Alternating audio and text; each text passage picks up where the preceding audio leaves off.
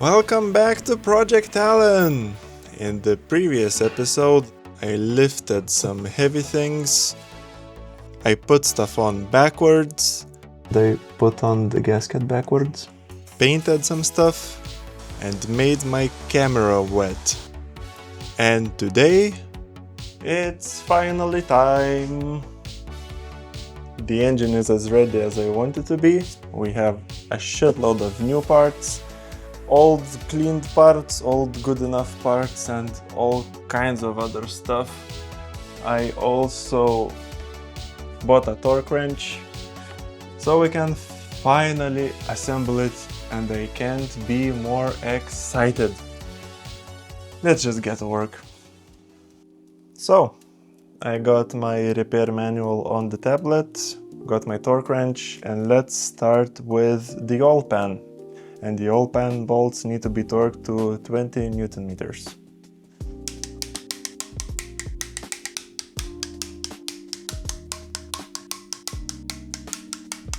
Man, torquing up bolts and marking them just tickles the right part of my brain. Absolutely love that.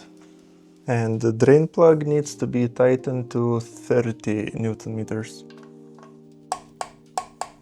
Next will be the intermediate shaft flange, so I'll remove the sprocket again. Or a cog. Is it a sprocket or a cog? Don't know. But these two bolts, and they should be tightened to 25 Newton meters.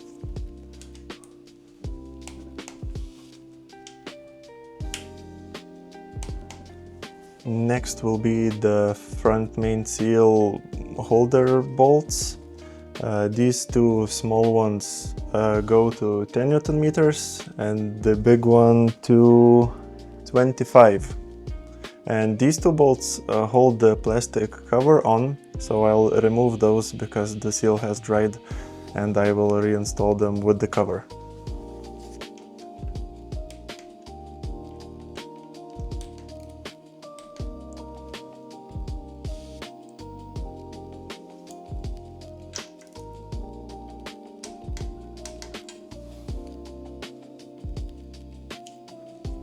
And remove these two.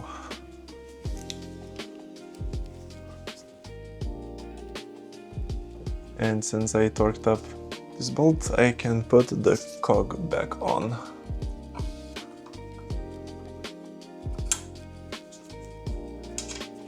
To torque up the cogs, I first need to put on the timing belt. So that is what I'm gonna do next. Before I put on the timing belt, I need to make sure that all the shafts are in sync and at top dead center. So before I took the engine apart, I put it at top dead center, but I just want to make sure. So for the camshaft, there's this plastic piece that goes on the valve cover. It has the timing mark on it. I will put on a couple of nuts just so it doesn't flap around too much. And I'll brighten up the marks so it's a bit easier to see.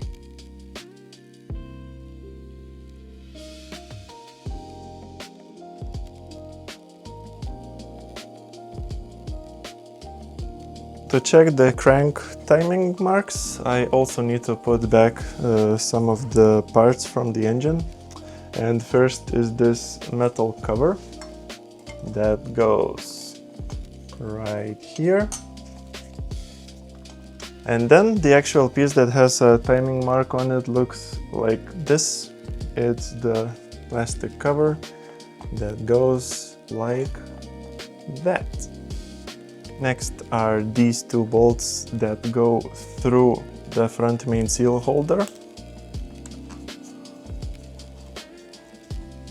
And to actually see the marks, we need the front crankshaft pulley, the harmonic balancer, whatever. So put it on so it lines up with the bolt holes, and it has a little dimple and a hole so you can't mess it up.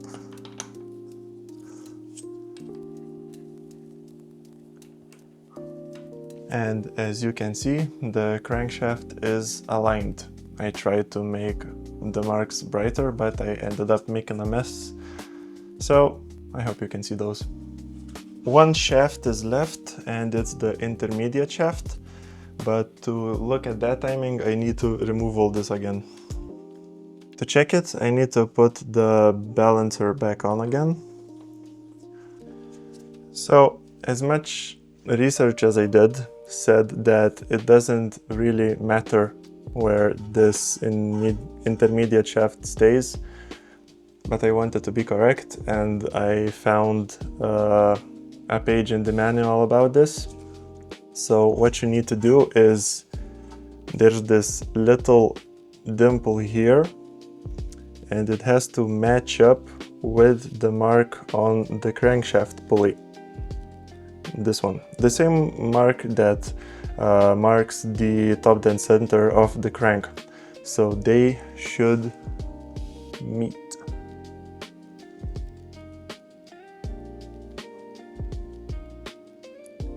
And you can see the dimple is with the crankshaft mark. So let's remove the harmonic dampener once again, hopefully for the last time.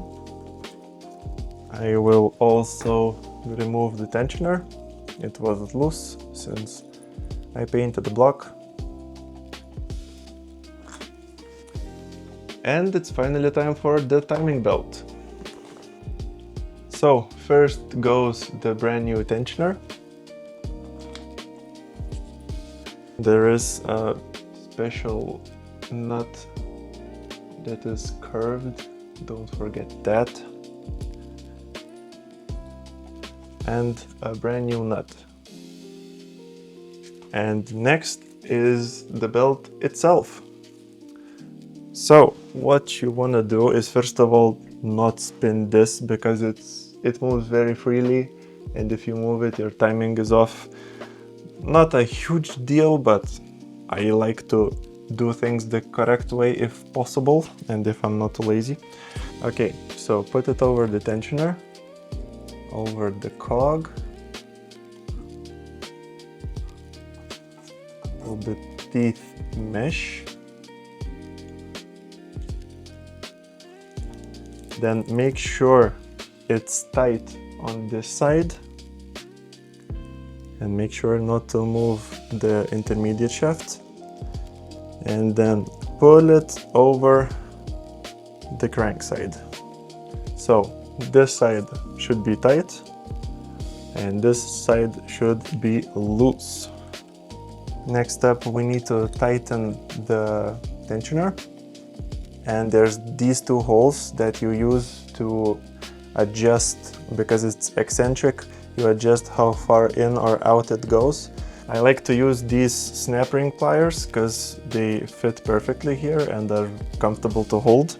So find which side they needs to go on to get tight.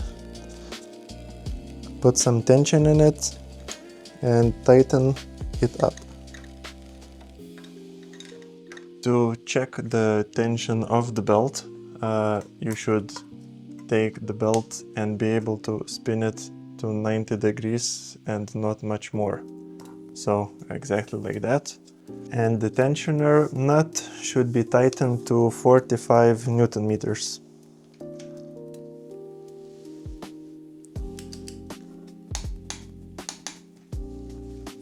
Now I'll put the covers back on.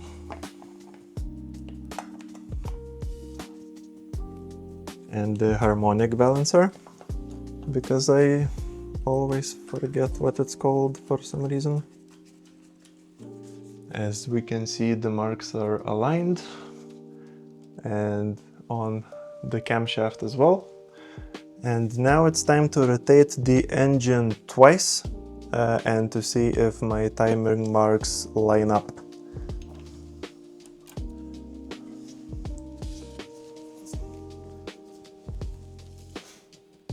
I thought, why is it making weird noises? And I forgot to remove the tape from the intake.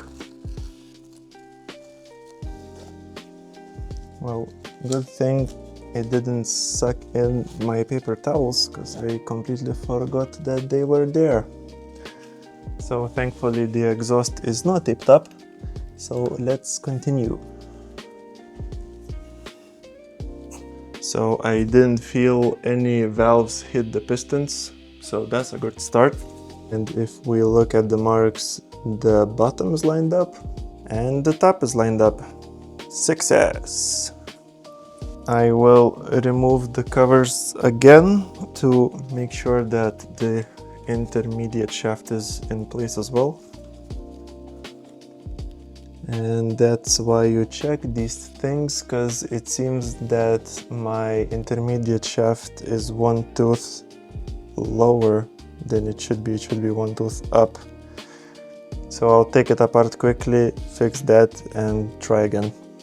While everything is loose and not tightened, I will change the crankshaft bolt. Apparently these are stretch bolts and single time use. And the new one was cheap and good looking, so new one it is.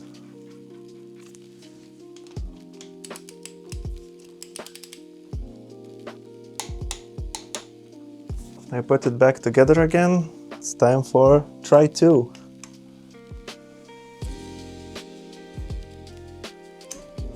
Now I'll remove all this stuff again and check the intermediate shaft.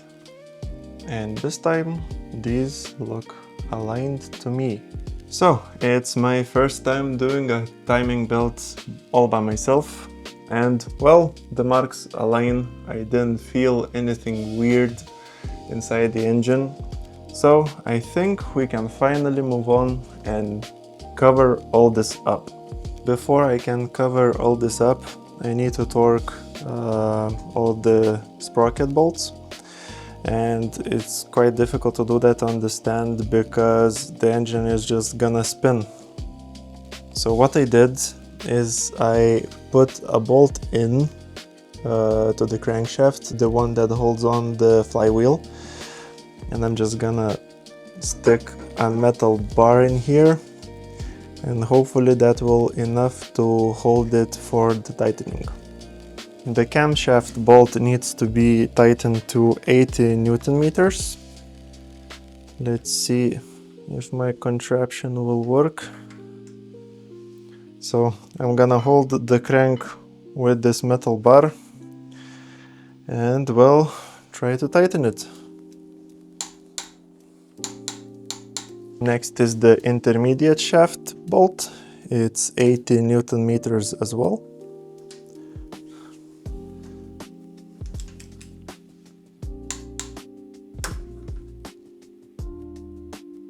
What was that? As you probably saw, it jumped a tooth. No freaking idea how does that even happen. It looks like my belt is tensioned enough. Well, I guess it doesn't really spin anything much, and the contact patch of the belt is quite small. So I guess just 80 Newton meters made it slip. So yeah, I'm gonna take this all apart, undo the tensioner, and put it back in place again. I hope I'm not doing something terribly wrong. I guess we'll find out. One eternity later. I fixed the timing on this one. I was turning it over to see if the marks line up, and it just stopped, and I freaked out for a second. But I remembered that I had a flywheel bolt there that just hit the stand. So yeah, that was a bit scary, but now the last bolt left. Next is the crankshaft pulley bolt thing, and because it is a brand new stretch bolt, there are 2 stages to tighten it. First, I need to tighten it to 100 Newton meters and then 90 degrees. So I hope this time nothing slips and I won't break anything. But once again, one way to find out. Please don't break anything.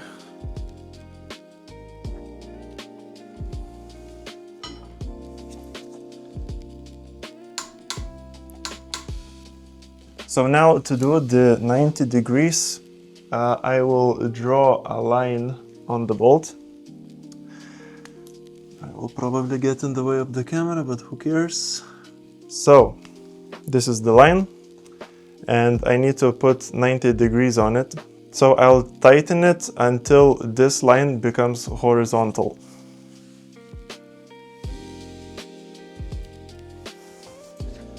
Wow, that's tight.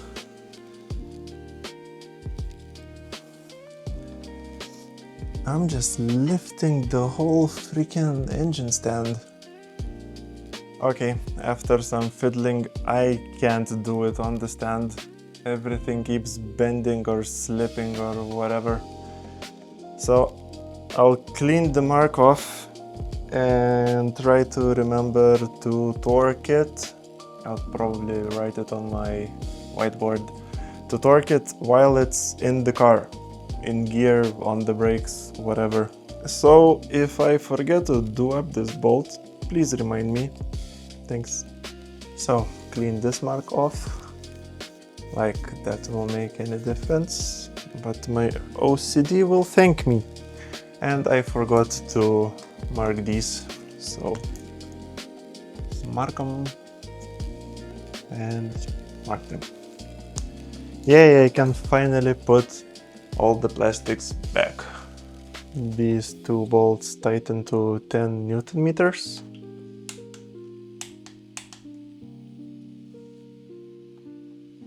Next bolt is this one right here, and make sure that the metal plate is aligned correctly. These two bolts need to be tightened to 25 Newton meters. I probably should have tightened this one up before I put the belt on. I'll manage somehow.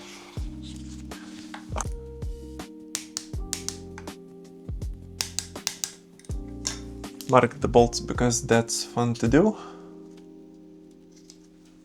Next is the vibration dampener. Hopefully for the last time.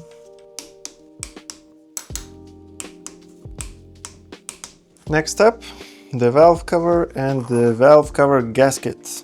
I also got new studs, so I want to replace those as well, because they're less rusty. Let's get to it. So, to remove a stud, all you need is two nuts that fit on the stud. Then put another one on top. Then what you need to do is to tighten them against each other. So basically hold the top one and undo the bottom one. Should do them up pretty tight so they don't loosen. And if you want to remove the stud, you hold by the bottom one and undo it. If you want to install one, then you take the top one and do it up. So let's see how this goes. I hope you can see that the stud is being removed. And bam, one stud removed. While the stud is out, it's a bit easier to clean up the surface. So I'm just using some degreaser. Time to get the new stud. Thread it in as much as you can by hand. And put the nuts on just like we did before. And use the top one to drive the stud in. And now 7 more to go. All the old studs are now removed. Time to do some cleaning.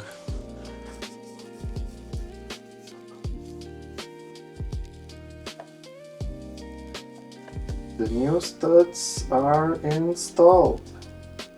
I was planning to put on the valve cover completely, but I don't like how the nuts look, so I'll buy some tomorrow. But in the meantime, let's try to install the distributor. No idea how this will go, but I guess let's just do it. First step, let's replace the O-ring.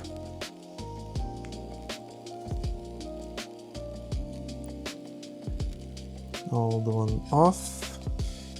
So now the groove where the O-ring sits is pretty clean. Next I will lube up the new O-ring just to make it slide on easier and try to put it on.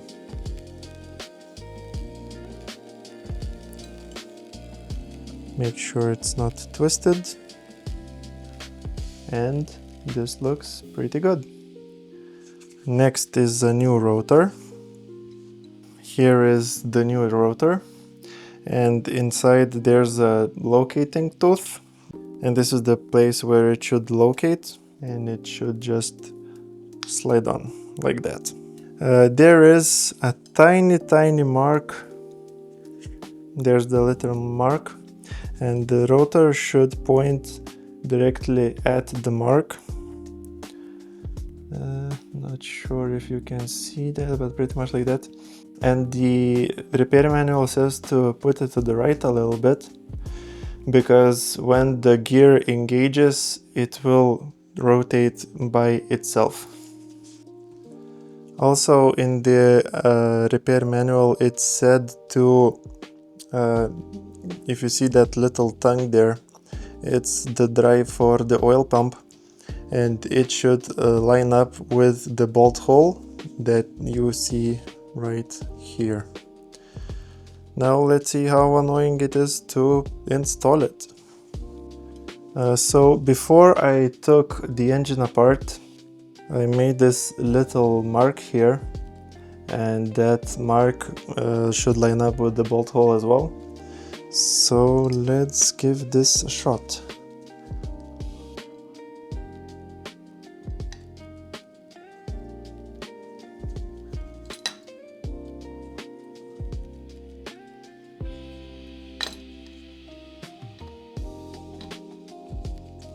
Okay, this will be very annoying. So, after a shitload of cursing and fiddling, I finally got it. So, the rotor is dead on the mark, and it is fully seated. So now all I need to do is put the holder on and cinch it down. So, locate the holder.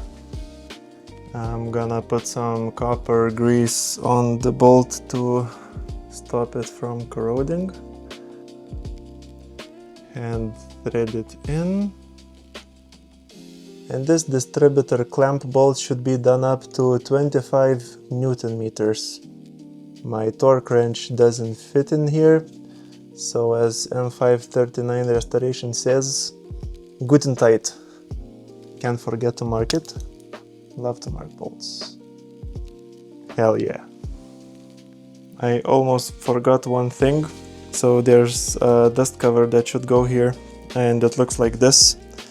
Completely dead. So what I did is just remade it and 3D printed it. Hopefully it will work. Fits in there, and let's put the rotor back on. Rotor back on, and time for the new distributor cap. The distributor cap has locating pegs on it, so don't mix it up like I just did. Ah, there we go. Clamp it on, and there we go. And this is where I'm gonna end this episode. With the timing stuff done, now there's only fun assembly things left to do that are way easier. So thank you so much for watching, and see you in the next one. Bye!